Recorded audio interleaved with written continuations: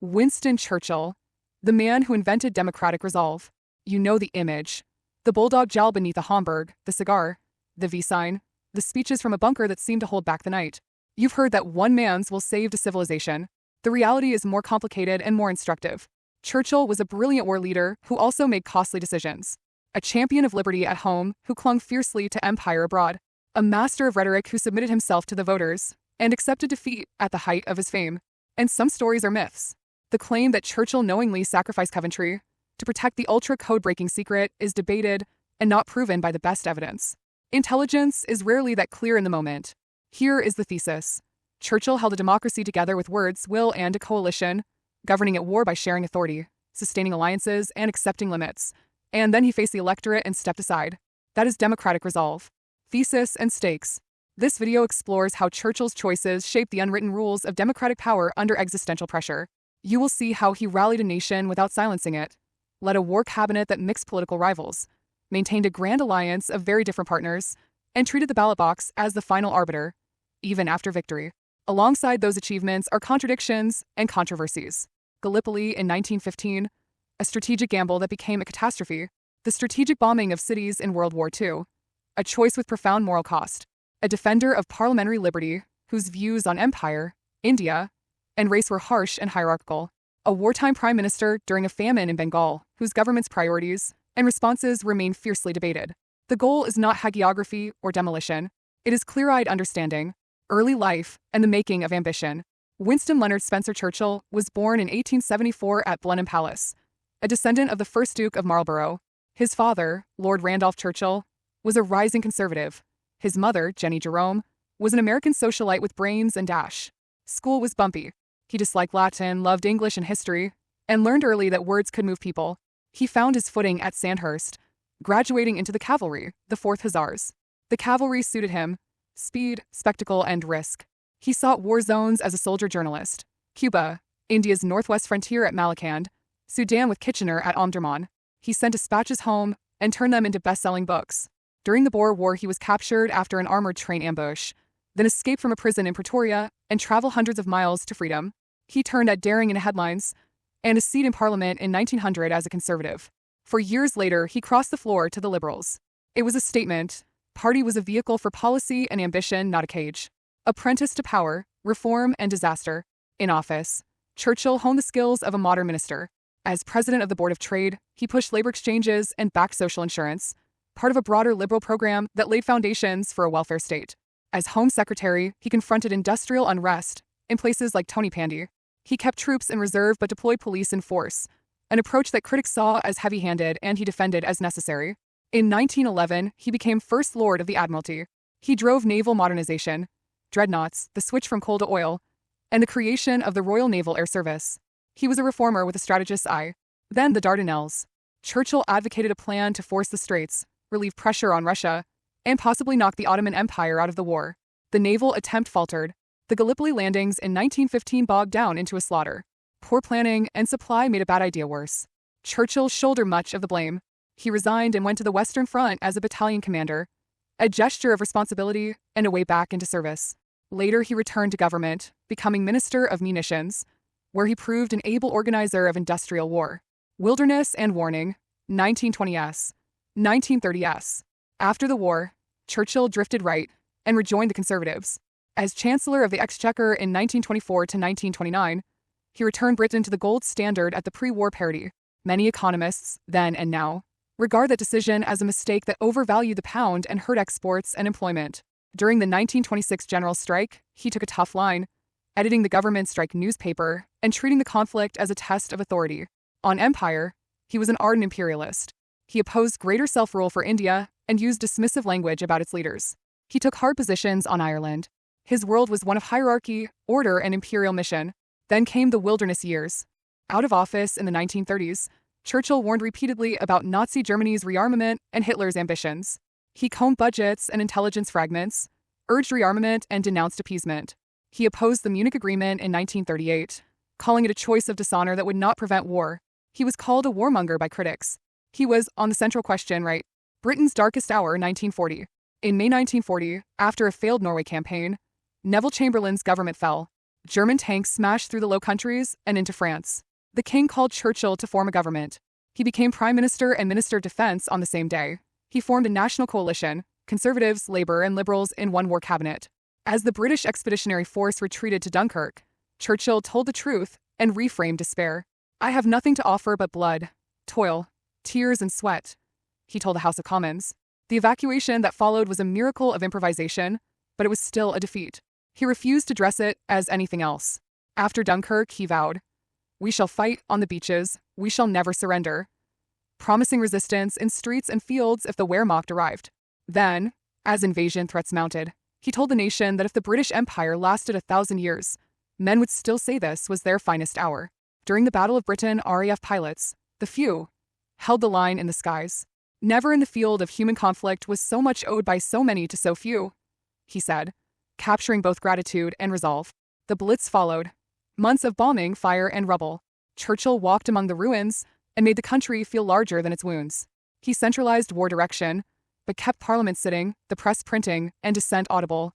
He led within a democratic frame, making and managing the Grand Alliance. Words opened doors. Policy kept them open. In 1941, Churchill secured Lend-Lease from Franklin Roosevelt, turning American industry into Britain's arsenal without immediate payment. In August of that year, they met off Newfoundland and issued the Atlantic Charter, a set of principles about self-determination, free trade, and a peaceful order. Its ideals sat uneasily with Churchill's imperial commitments, an irony that would deepen as the war went on. After Pearl Harbor, Churchill flew to Washington at once. He built a personal partnership with Roosevelt and forged a pragmatic one with Joseph Stalin. They met at Arcadia in Washington, later at Casablanca, Tehran, and Yalta. Churchill favored a Mediterranean-first strategy, North Africa, then Sicily and Italy, to grind down Axis power, protect imperial lines, and delay a risky cross-channel invasion until the Allies were stronger. The Americans pressed for an earlier assault on France. The outcome was compromise. Torch in North Africa, Husky in Sicily, a hard slog up the Italian peninsula, and in June 1944, Operation Overlord when the time and logistics were right. The air war brought terrible arithmetic. Bomber Command moved from precision to area bombing, seeking to break German industry and morale. Churchill supported the campaign as part of total war, then later voiced misgivings, especially after the firestorm at Dresden. Historians still debate the strategic effect and moral balance. What is certain is the scale of civilian suffering, home front, intelligence, and hard choices. Churchill governed through a war cabinet that concentrated decision-making but included political rivals, especially Labour's Clement Attlee, his deputy, and Ernest Bevin, the formidable Minister of Labour. He delegated and he argued. He also listened more than legend admits. Rationing was tight, morale mattered. Civil liberties contracted under emergency powers. Regulation 18B allowed internment without trial of suspected fascists like Oswald Mosley. Parliament still sat. The press was censored for security, but remained lively and critical. Accountability did not evaporate in the sirens. Intelligence was a real advantage. Ultra, code-breaking at Bletchley Park, provided insight into German operations. Deception efforts like Operation Fortitude helped mislead the enemy about the location of D-Day. Yet Ultra has been wrapped in legend. The claim that Churchill allowed Coventry to be destroyed to protect the secret remains unproven and is considered unlikely by many scholars. Hindsight simplifies what was, in real time, a fog of fragmentary intercepts, human error, and risk. Empire, race, and famine. Churchill's rhetoric of freedom did not apply equally across the empire. He opposed Indian independence and denounced the 1942 Quit India movement. He believed the empire was both a civilizational duty and a strategic necessity in total war. Many colonized peoples saw it differently. In 1943, famine devastated Bengal. Causes included wartime dislocation, the loss of Burmese rice after Japanese conquest, inflation, hoarding, transport breakdowns, and policy choices. Scholars differ on the weight of each factor. Some emphasize structural failures and global shipping constraints in a world at war. Others stress distribution and entitlement failures, compounded by official inaction and prejudice. What is not disputed is the scale of human suffering, millions at risk, and deaths often estimated in the low millions. Churchill's government prioritized the overall war effort, was slow to allocate shipping for grain, and permitted policies, such as boat and rice denial aimed at thwarting invasion, that had damaging local effects. He made callous remarks that have rightly drawn condemnation. Under Viceroy Wavell, relief improved in late 1944, but too late for many. The famine remains a central indictment of wartime governance beyond Europe. War's end and the shock of democracy. In May 1945, Germany surrendered. Crowds cheered as Churchill waved from a balcony. He symbolized victory. Then democracy asserted itself. With the European war over, he called an election. He argued against labor with unnecessary sharpness, warning that their program risked some sort of Gestapo. The line backfired. In July, the British public chose Clement Attlee's Labour Party in a landslide. Churchill accepted the verdict without complaint. He packed his boxes at number 10 and left for the opposition benches. The voters, grateful for victory, chose different leaders for peace. Attlee's government created the post-war settlement, the National Health Service, expanded Social Security, and key nationalizations. Churchill would oppose parts of it, but he would also adapt. As leader of the opposition, he framed the next struggle. In March 1946 at Fulton, Missouri, he warned, "From Stetson in the Baltic to Trieste in the Adriatic, an iron curtain has descended across the continent." The phrase, controversial at the time, helped the West think clearly about Soviet domination in Eastern Europe. He urged Anglo-American partnership and collective security. The Iron Curtain and a Second Act. 1951 to 1955. Churchill returned to Downing Street in 1951, older and more cautious. He accepted much of the welfare state, recognizing it had democratic legitimacy. In foreign policy, he navigated the endgame of the Korean War, supported NATO, and called for symmetry in a nuclear age. Britain tested its first atomic device in 1952, joining the small club of nuclear powers. Late Empire tested his second premiership. In Malaya, the government pursued a blend of military action, population control, and political reform against a communist insurgency, often cited and debated as a counterinsurgency model. In Kenya, the Mau Mau uprising met with emergency decrees, mass detentions, forced villagization, and harsh interrogations.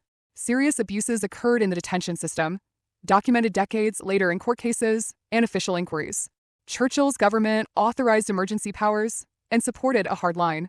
He saw Mau Mau as a mortal threat to settlers and imperial order. He did not see rapid decolonization as desirable. The human rights costs are now undeniable. In 1953, Churchill suffered a major stroke. The government kept his condition quiet while he convalesced at Chartwell and then Downing Street. He leaned more heavily on deputies like Anthony Eden and R.A. Butler, chairing cabinet when he could, and pushing for a great power summit to reduce Cold War tensions. He liked to say that jaw was better than war. Time and health had their say. In April 1955, he resigned as Prime Minister and recommended Eden as his successor. He remained in Parliament until 1964, speaking rarely, a living monument to an era he had helped define. He died on January 24, 1965.